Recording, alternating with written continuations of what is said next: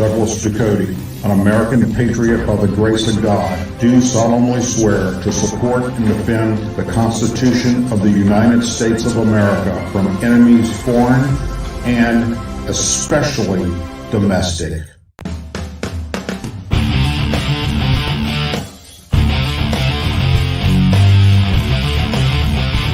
I, Douglas Ducote, an American patriot by the grace of God, do solemnly swear to support and defend the Constitution of the United States of America from enemies foreign and especially domestic. Say it with me. I pledge allegiance to the flag of the United States of America and to the republic for which it stands, one nation, under God, indivisible, with liberty and justice for all. Good evening, Patriots, and welcome to another edition of the Douglas Ducote Show. You had a place you could be tonight, but chose to be here with me, and for that, I am forever grateful. Just a few minutes ago, Donald Trump turned himself in to the Fulton County, Georgia jail. And at the moment, this appears to be the last attempt by the left and the Democrats to rein in President Trump and stop him from becoming the next president of the United States. So let me just say this pretty clearly, and I think I speak for most American patriots. The only way the Democrats can stop what's coming in 2024, which is Donald Trump becoming getting another opportunity to be the president of the United States, is if he is in prison. And they know that. And that's why they have all this stacked up. It's like airplanes stacked up to come in to land at LaGuardia Airport by the hundreds. That's what this is about. How do we stop Donald Trump from going back into 1600 Pennsylvania Avenue?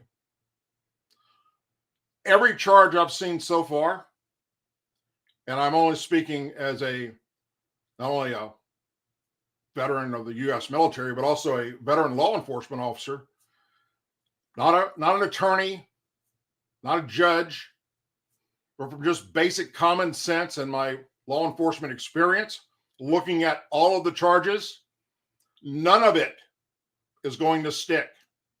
Not a single one is going to stick. And it's going to come back and it's going to bite the left in their ass, which is exactly what needs to happen. Moving on. The House Committee on the Judiciary is probing Fulton County, Georgia District Attorney Fani Willis regarding her motives for prosecuting former President Donald Trump.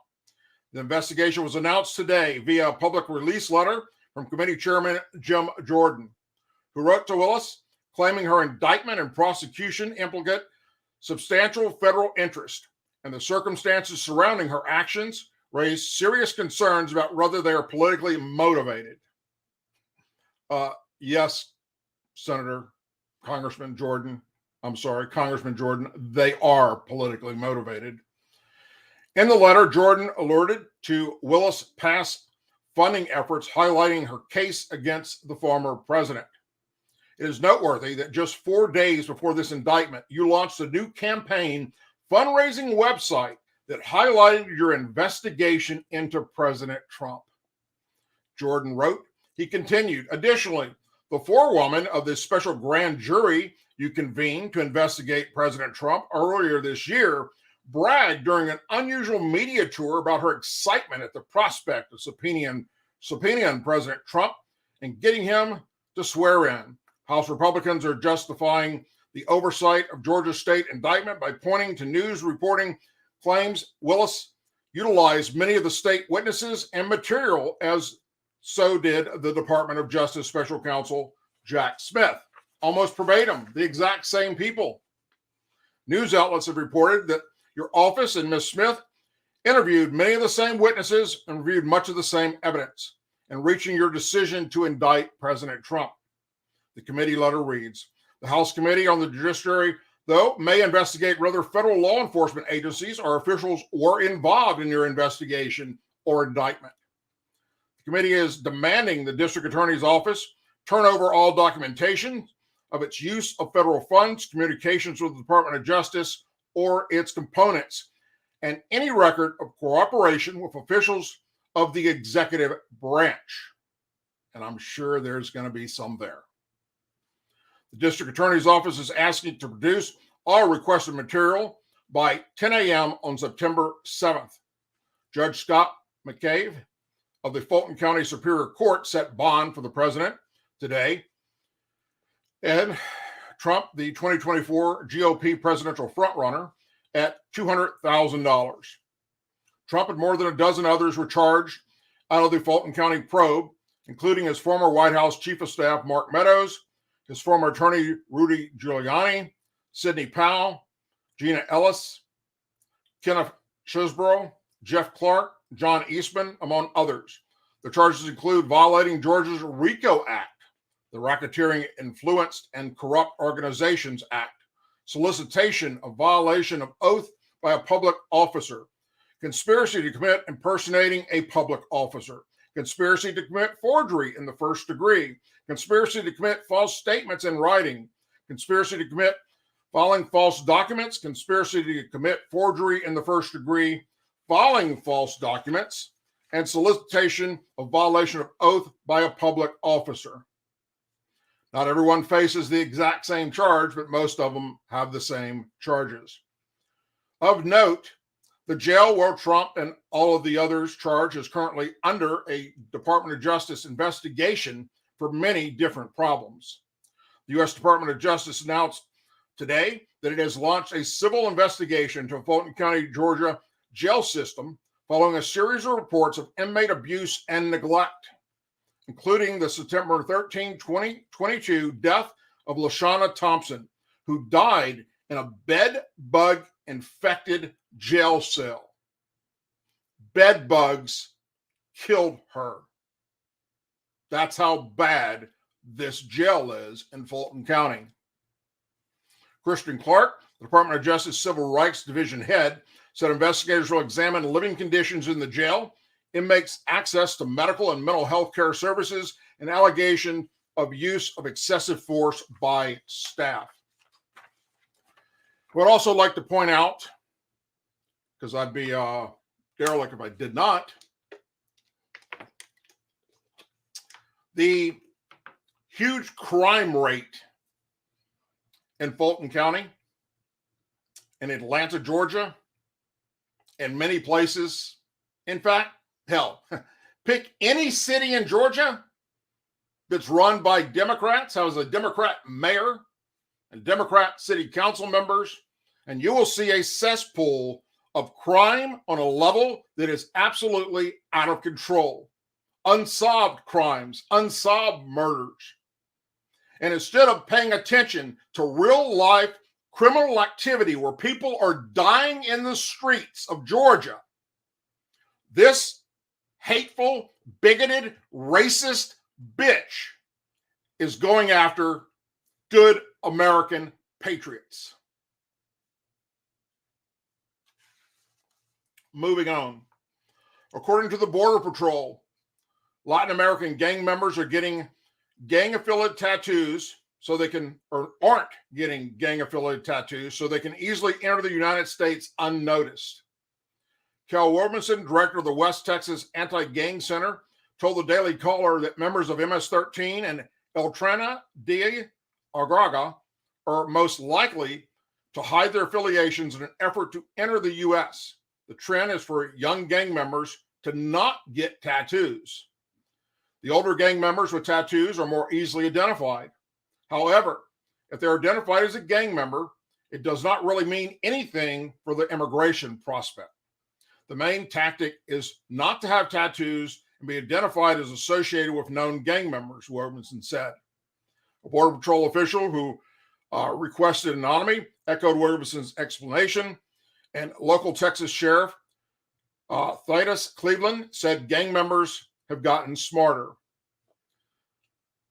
When we have identified gang members, it's either through information we've shared from their country or they've been arrested before and identified as a gang member. But oftentimes, I bet you there's even more that we haven't recognized or identified as being gang members because, just like those coming in, they're not running history on. They're just allowing them to come in, he continued. One of the gangs is based in Venezuela and is known for drug smuggling and human trafficking, in addition to other criminal behavior.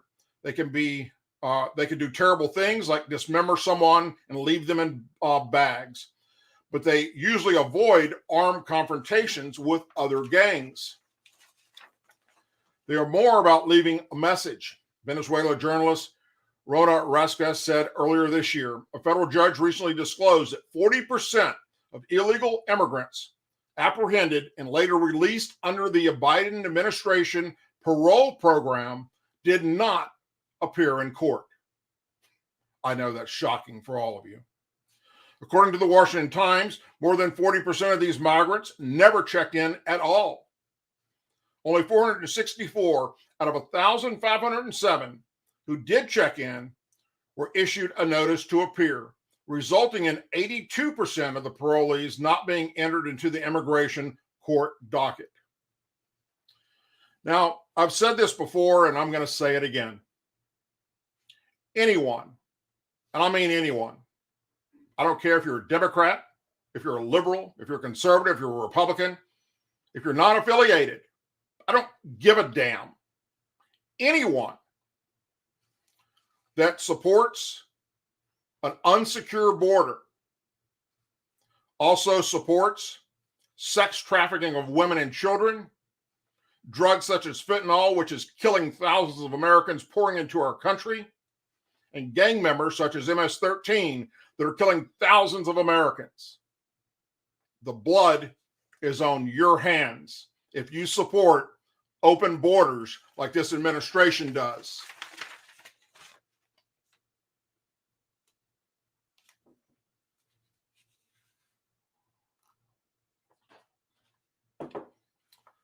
On Tuesday night's show, I talked about this oil and gas lease ban that Biden was planning on doing after caving to some environmental groups and blocking off areas of the Gulf of Mexico where they can no longer drill or transport oil and gas. Well, today it's come true. Biden administration has blocked off millions of acres from oil and gas leasing after settling with environmental groups. This action jeopardizes U.S. energy security, top fossil fuel industry group says. The Biden administration blocked off millions of acres of federal waters from an upcoming oil and gas lease sale as a result of its settlement with environmental groups over wildlife protections. The Bureau of Ocean Engineering Management, aka BOEM, an Interior Department sub-agency tasked with managing offshore energy development, published a final notice of sale for lease sale 261 yesterday, including 6 million fewer acres than it previously had scheduled. The Gulf of Mexico lease sale is set to take place in late September and marks the final planned federal oil and gas sale. The biggest impact will be on the reduced acreage that is going to be offered in the sale lease. National Ocean Industry Association President Eric Milto told Fox News Digital in an interview ahead of the announcement. That is a massive amount of highly prospective acreage that could lead to energy production, especially when you consider that there are producing facilities in the proximity of some of that acreage. Milto added after the announcement that BOEM's decision to strip millions of acres from the sale and issue other restrictive conditions on companies pose a real barrier to America's energy production capabilities at a time when they're needed more than ever, with inflation driving up the cost of everything for Americans, including gasoline at the pump.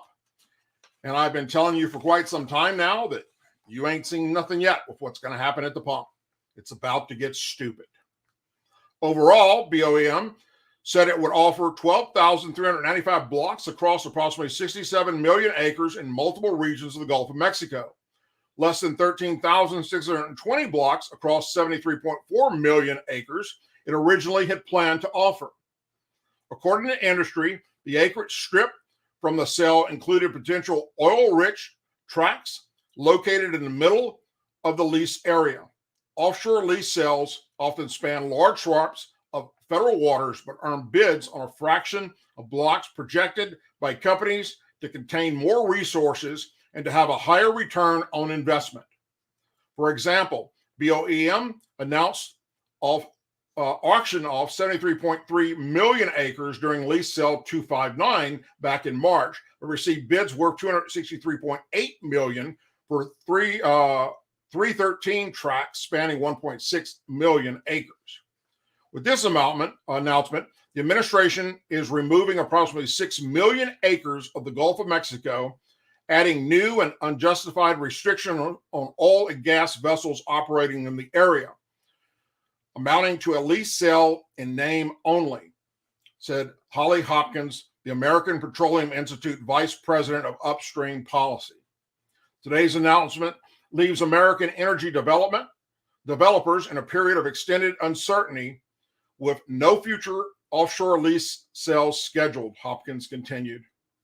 This action defies Congress' mandate in the Inflation Reduction Act, jeopardizes U.S. energy security, and violates the Biden's own administration energy obligations to the American people.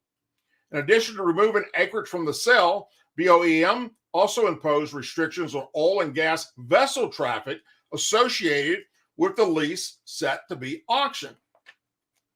Now, I know you're wondering, why are they doing this? We're getting to it.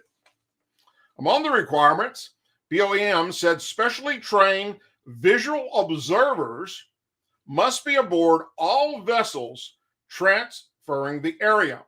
All ships, regardless of size, must travel no quicker than 10 knots, and vessels should only travel through the area in the daytime. Can you get any more stricter?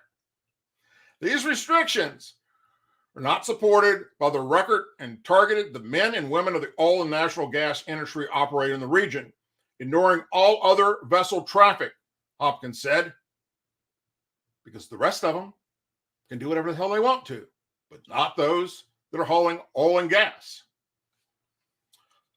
Arguing the restrictions only apply to fossil fuel companies that operate just a portion of the vessels transversing the area. BOEM restrictions came in response to Biden's administration's settlement last month with a coalition of 4 environmental groups led by the Sierra Club. And a federal stipulated stay agreement filed on July 21st, the National Marine Fisheries Service agreed to a number of conditions requested by the group, which in response agreed to temporary pause litigation in the related case. The case dates back to 3 years ago, when in October 2020, the Environmental Coalition sued NMFS for failing to properly assess the oil industry impacts on endangered and threatened marine wildlife in the Gulf of Mexico. The groups pursued the lawsuit after coordinating in multi-agency coordination, studies and effects of all federally regulated oil and gas activities, and would have no species listed under the Endangered Species Act of the Gulf of Mexico over the next 50 years. The group argued that the original complaint that the MMFS biological opinion resulted from its consolation was based on the best of science. The settlement specifically expands protection, ready for this, of the rice whale, a species listed as endangered. NOAA and API both argued the decision Wednesday contravenes the congressional intent of the Inflation Reduction Act, which reinstates multiple lease sales, including lease sale 261, after the Biden administration axed them in May of 2022. In the sale record of decision, it is mandated to the region-wide, while its environmental analysts didn't acknowledge risk it may pose to the rice well. The Biden administration actually cared about wells. It would stop the production of thousands of offshore wind farms, which the same environmental groups say are killing wells, but they are not. And that proves beyond a doubt that the Biden administration is taking this action to push Joe Green initiative and kill the fossil fuel industry once and for all. I'm all for saving the wells. In fact, I'm probably one of the biggest advocates for protecting animals and the wildlife. But this situation is proof positive what this is all about. Joe Biden doesn't give a fuck about whales or anything out in the damn ocean for that matter. If he did, he would not be continuing this production of wind farms, windmills out on both sides of the Atlantic, the Pacific, as well as the Gulf of Mexico, off the coast of Texas, for instance. They would stop that because these same groups are saying that after these windmills started up, or wind farms started up, whales are floating up dead all around them and beaching themselves. And there's not been enough studies done. In fact, there's been no studies done to determine if it's the wind farm. But what we do know is that before the wind farm, this wasn't happening. After the wind farms, now it's happening. The Gulf of Mexico, over on the East Coast, over on the West Coast. But that's green energy. Kill the wells for green energy. This is the Gulf of Mexico, for crying out loud, and it involves oil and gas. Oh no, protect the well. You see the hypocrisy here? It's blatant, very blatant.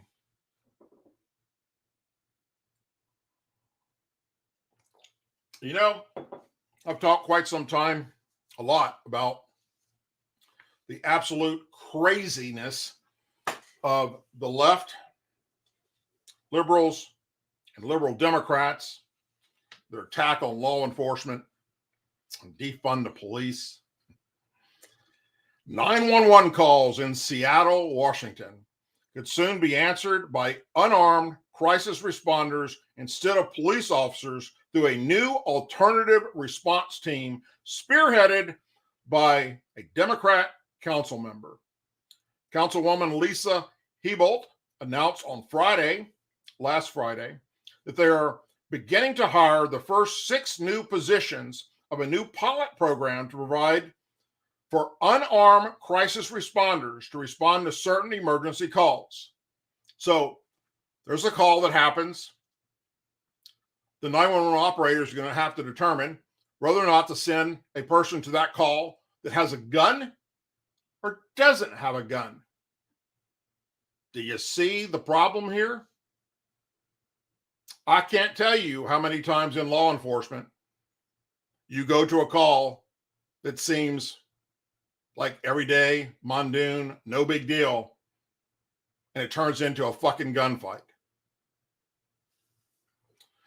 Well, you know, usually I'm complaining about how delayed we are and how frustrated I am that we're not meeting our benchmarks for developing this program. But today, I'm really, really happy to report that the city is hiring for the 6 positions for its first pilot alternative response team. It's going to be a way for 911 operators to dispatch calls to someone other than police, somebody other than fire, a crisis responder who is unarmed, she said. She continued, the police department will be aware of the dispatch. They may attend, they may stage nearby, or they just may have situational awareness.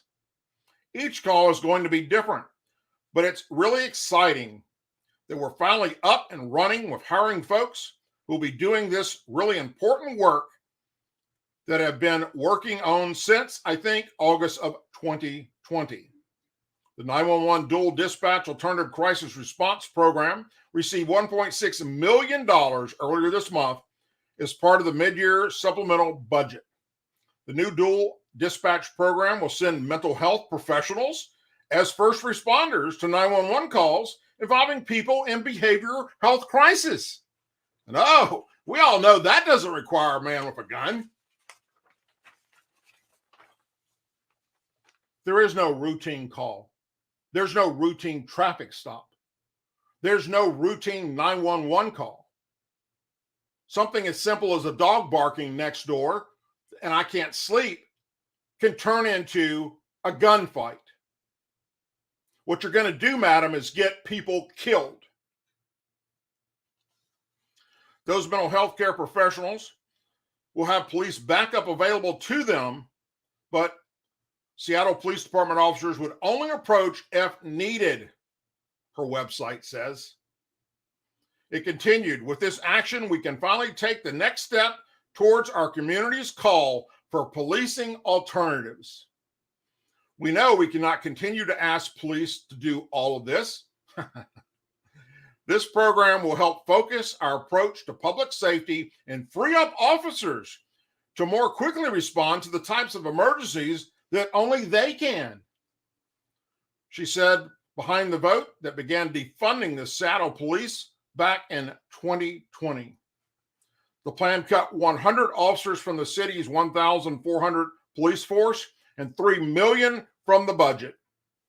Around this time, Herbert also supported legislation that would drop misdemeanor charges for defendants who suffer from substance abuse, have mental disorders, or live in poverty. Ironically, in December 2020, she called the police to her home after a man reportedly threw a rock through her living room window, a crime for which, under her proposed legislation, the suspect would potentially avoid criminal charges if caught.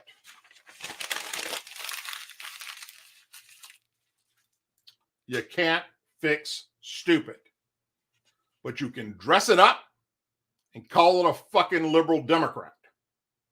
This is insane what they're doing up there in Washington State. And guess who's following suit? Portland, Oregon, San Francisco, California, New York's going to be next. It's going to get nasty, my friends. Every 911 call that an officer is dispatched to should be an officer with the means of protecting themselves. Period.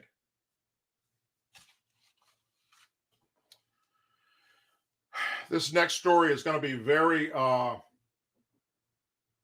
nerving.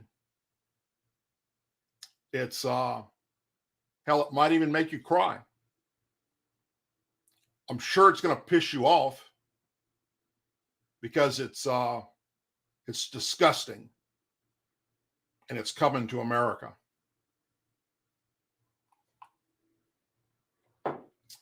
What happens in other countries eventually happens right here in America.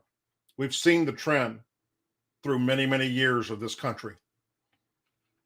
Whether it's gun control, border issues, drag queen story hours in schools and libraries, or anything else, it finds its way into American society. That's just a fact. We see it happening every day, and our rights as Americans being slowly stripped away, such as every amendment within our Constitution, especially our freedom of speech and the Second Amendment.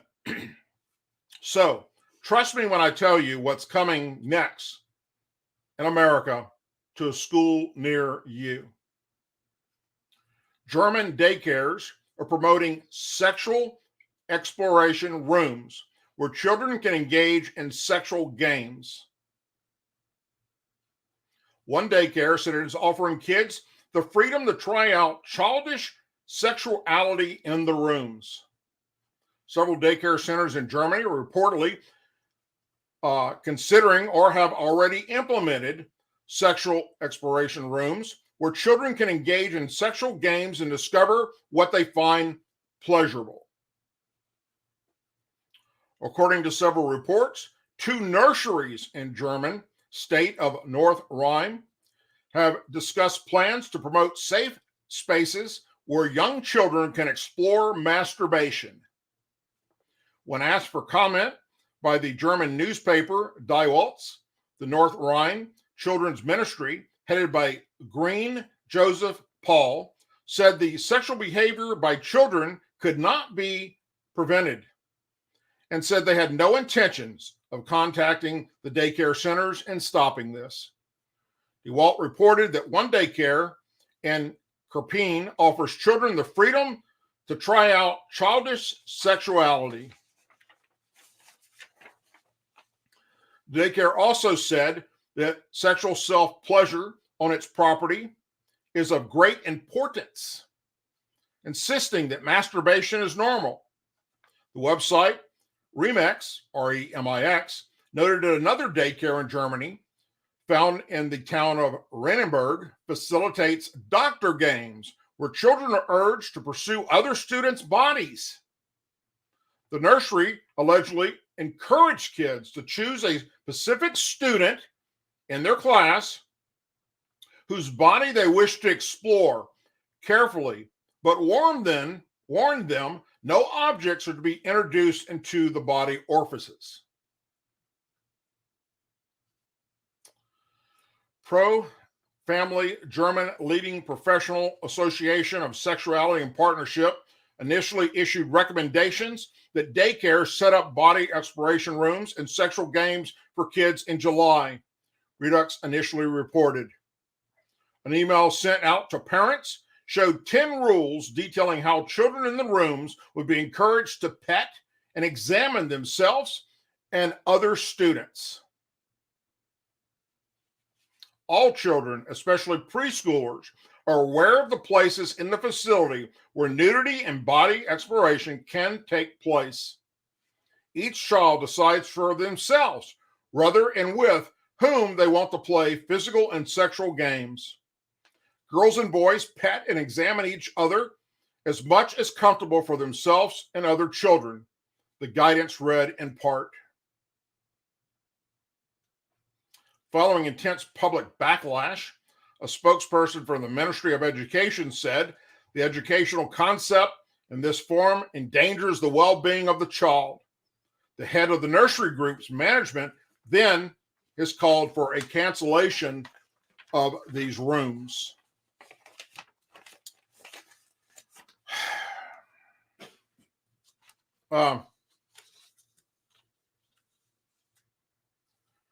If you don't think there are some sick bastards in America that, by the way, are far left liberals waiting to implement this kind of shit right here, then you know nothing, zero, about the history of America. What happens in other countries eventually happens here, one way, shape, or another. And this type of perverted activity against children, and in this case, we're talking about preschool, nurseries, and human beings, adults that believe it is okay and encourage them to go into these rooms and touch themselves and touch each other. This is sick. Sick in a way, disgusting in a way, above probably anything you've ever heard before. What's next? Teaching them to sexually assault animals because bestiality should be normal? Hell, up in Washington State, bestiality is normal already. And where did that kind of shit start? Oh, in other European countries.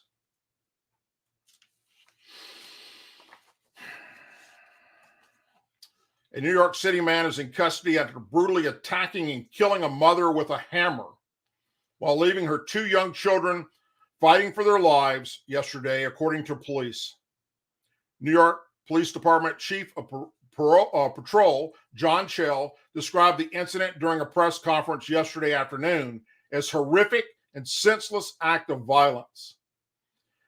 At about 1:50 p.m., officers from the 72nd precinct responded to an apartment at 52nd Street near 5th Avenue in Sunset Park. When the officers arrived, they quickly apprehended the suspect, who was trying to walk out of the building, and placed him under arrest. Shell said the suspect had blood all over his body at the time of his arrest. The officers then went to the apartment on the second floor of the building and discovered 3 victims who were seriously injured. An initial investigation determined all 3 victims were attacked by a hammer. The 3 victims, a 43-year-old married mother, her 5-year-old son, and 3-year-old daughter, were taken to a local hospital where the mother was pronounced dead. The 2 children, Shell added, are now fighting for their lives. The mother and her 2 children occupied a room in the 3-room apartment. The suspect and his 9-year-old son occupied another room, while a third person occupied the 3rd room.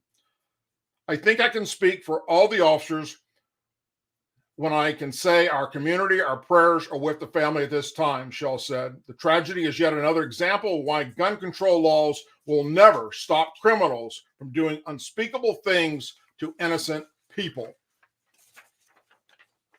Criminals don't care about what laws you pass. They will continue to break the law as long as humans walk the face of the earth. Gun control laws only do one thing. They take away the ability of law-abiding citizens to protect themselves, their property, and their families. Far-left Democrats and liberals will only understand this concept when it happens to them or one of their family members. And that's no different than what's happening on the southern border. When an illegal alien kills one of your family members and you now become a member of the angel families, then and only then will you wake the fuck up and realize that this shit has to stop. Until then, you can't fix stupid. They're blatant idiots. Where do most gun-related crimes take place? Drum roll, please. And especially mass shootings. In areas labeled gun-free zones, which the bad guy says, attack here. They're unarmed.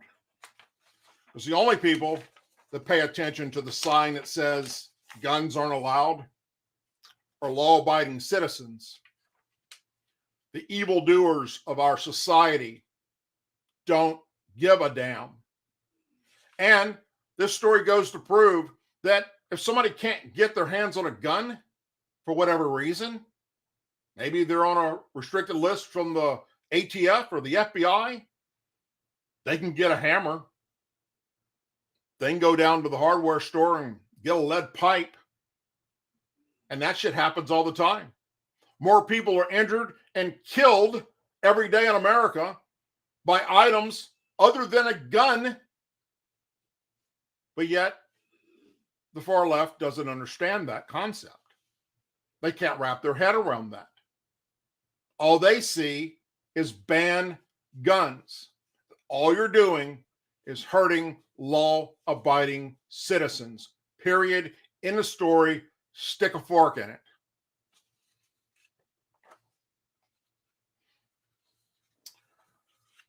And this final story is one that just goes to show you the failed leadership of the Biden administration and the outright disgust that all Americans should have right now, regardless of your political party. I don't care if you're a Democrat. If you're a Democrat, this should piss you off. If it doesn't, there's something wrong with you and you need to get checked the fuck out. Joe Biden is facing renewed criticism for his response to the devastating wildfires on the Hawaiian island of Maui after offering the victims $700 per household in emergency aid. You couldn't make this up if you tried, my friends. Political opponents, commentators described the sum as insulting and compared it with the more than 113 billion worth of aid the U.S. has sent to Ukraine as it defends itself against the ongoing Russian invasion. On Monday, the government announced it was sending $200 million in defensive capabilities to Ukraine.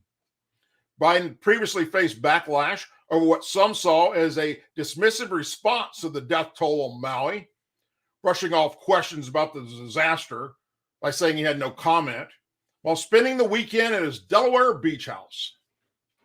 So far, more than 100 people have been accounted for as dead that were burned up in the fires, and more than thousands remain unaccounted for as emergency responders comb through burned homes for human remains.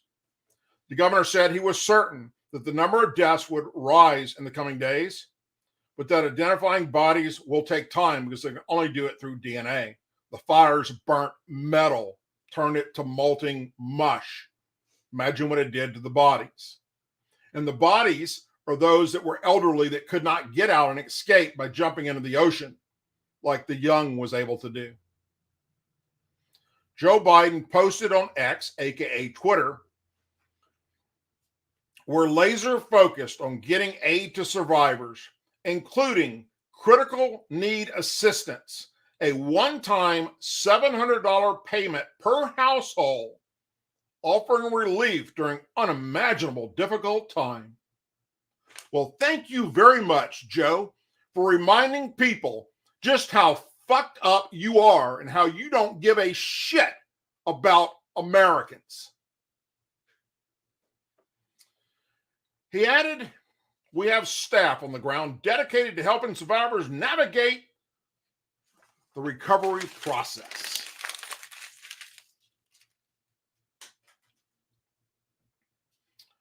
Folks, we are in the middle of some of the craziest times on planet Earth. I'm 61 years old, and I've never seen anything like what we see right now. I go to bed at night and I think to myself, damn, what a day. At least that's behind us, because it can't get worse than what it was today. And then I wake up to the alerts on my phone and I go, son of a bitch, what the hell was I thinking? Because when you think that this government, the American government, whether it's the Biden administration, the Department of Justice, or the FBI, can't do something more restrictive and take away more rights from we, the people, wait a minute, because they're going to prove to you times 1,000 that yes, they can. Well, there will come a time in America, I have no doubt, where the people are going to rise up. And when they do, it's going to be an all-out civil war. Not like the one that was fought many, many years ago before all of us were on planet Earth, as in me and you, the North and the South. No, not that kind of civil war. One where American patriots, conservatives, Republicans, God-fearing Americans say we've had enough of this crazy nonsense that is being pushed down our throats by the left and the Democrat Party. I once was a proud Democrat, born and raised as a proud Democrat.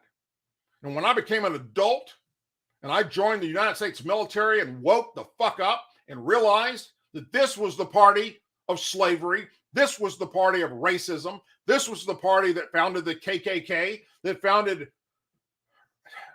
taking away or doing abortions on and taking away babies, all for the purpose of Planned Parenthood.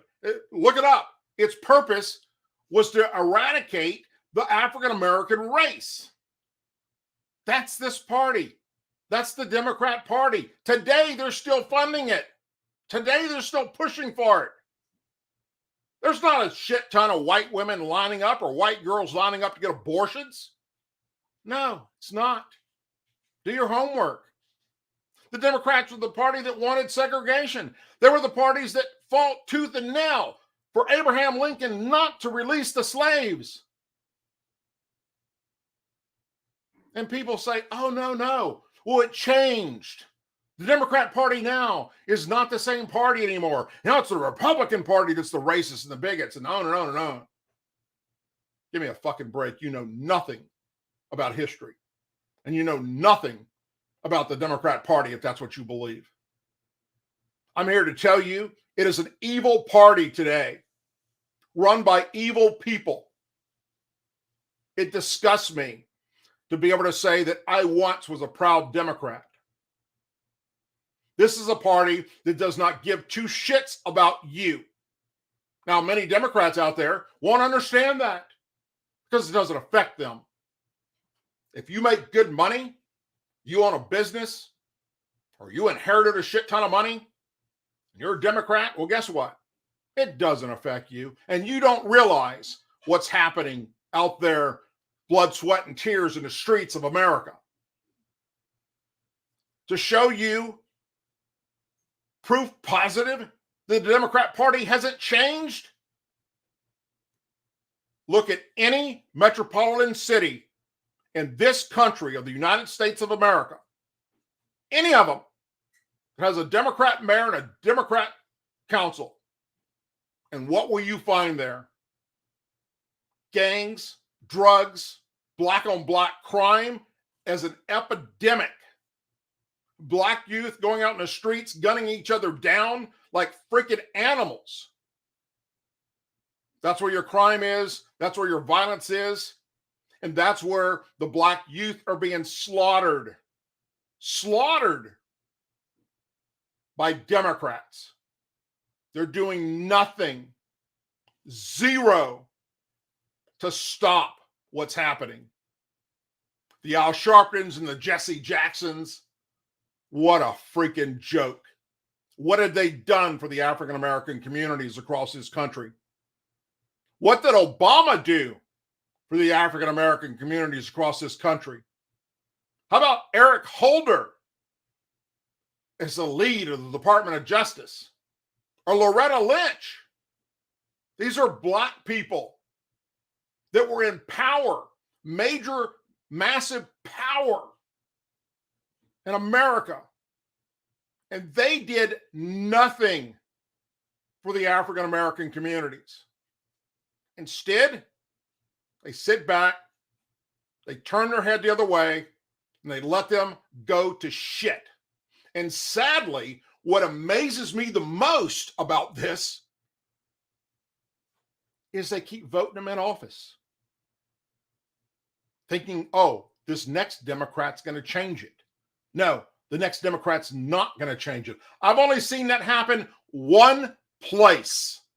One. And currently that's in Dallas, Texas, where a Democrat became the mayor and said, we're not defunding the police. We're funding the police.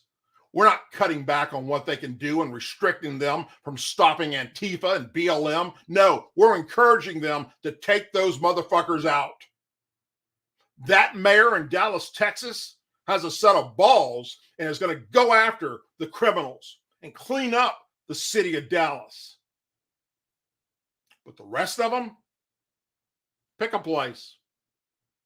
Philadelphia, Memphis, Baton Rouge, New Orleans, Chicago, San Francisco, LA, I don't care.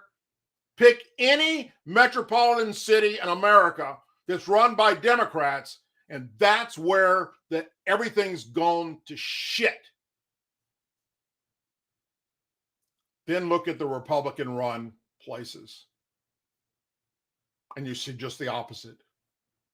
Now, are there a few places in America run by Republicans that are pretty damn shitty right now? Yeah, there's a few. You can count them on one hand, one of them being Jacksonville, Florida.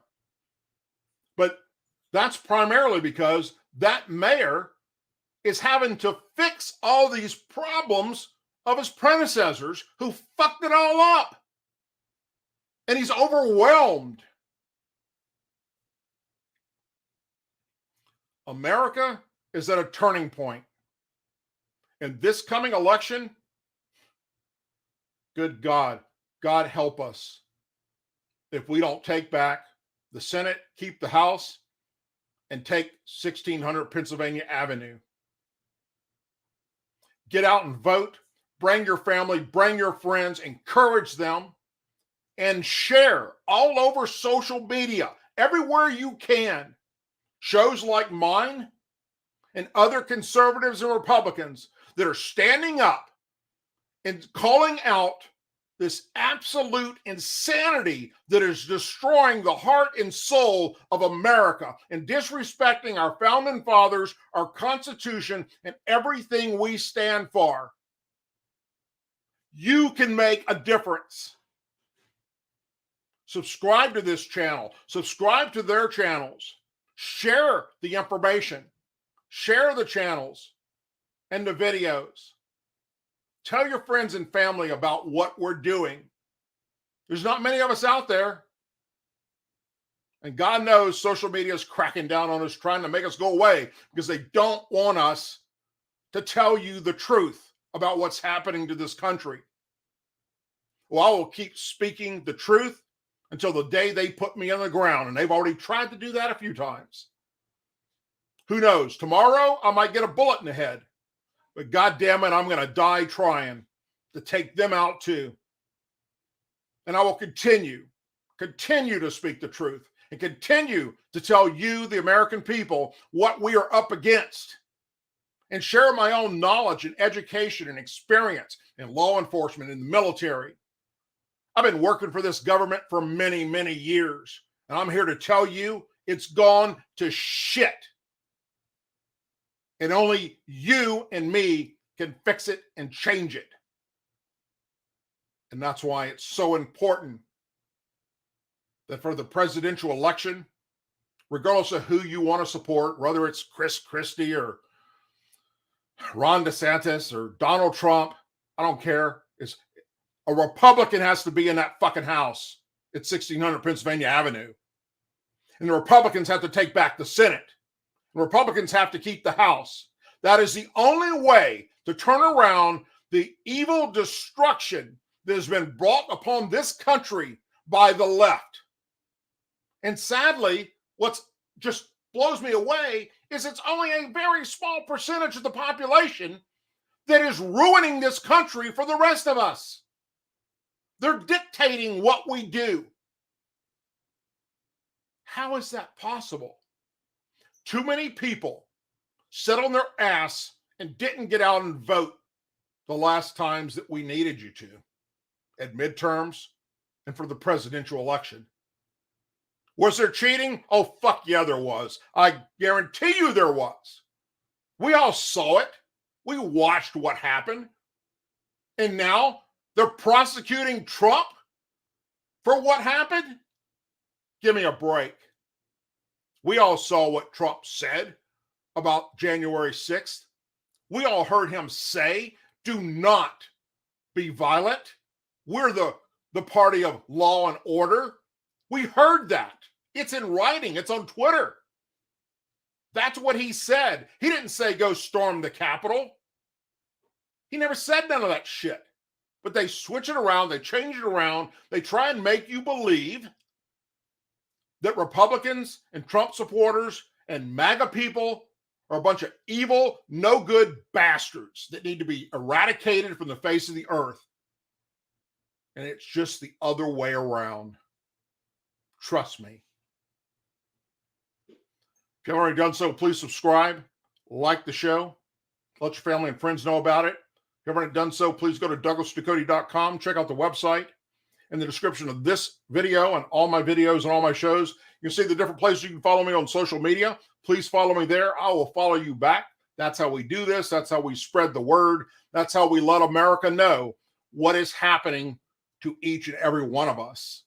And whether or not they choose to wake up or roll over and take it in the ass is up to them. But damn it, we tried. We go to bed at night knowing that we tried to give them the information that they needed, and how they took that is going to be on them.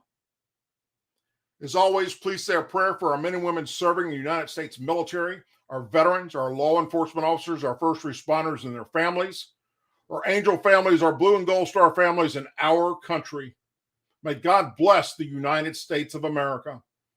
And if you don't know what angel families are, or gold star families, blue star families, I challenge you, Google that, look it up, learn about it, because they need our support more now than ever before, because this current administration and Democrats and liberals in general are pissing on the graves of their loved ones, and that shit is unacceptable. I'll see y'all back here next Tuesday. If anything breaks between now and then, I'll be sure to do a video about it or do a live show about it. Other than that, hope you all have a wonderful and blessed evening. Thank God it's Friday tomorrow. Enjoy yourselves, and whatever you're doing this weekend, please be safe. Have a good time. Spend time with your family, friends, and loved ones, and make sure you tell them what they mean to you, as well as what this country means to you.